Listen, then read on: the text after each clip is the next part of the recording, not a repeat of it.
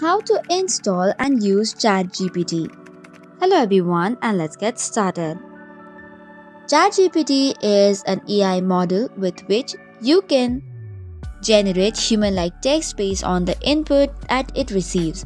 It can engage in various types of conversation, answer questions, provide information, offer suggestion, and much more.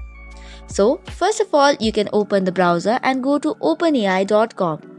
Inside the ChatGPT section, you can click on Try GPT and it will open another page from where you can create or log in into your existing account of the ChatGPT. For creating your account, you can either use your Microsoft account, your Apple account, or your Google account. After tapping on the option, you will be successfully logged in into your account. Once this is done, in order to download and install, you can just create a shortcut on the desktop. For that, tap on the three dots under Save and Share. You will see the option of Create Shortcut. Tap on it and then click on Create.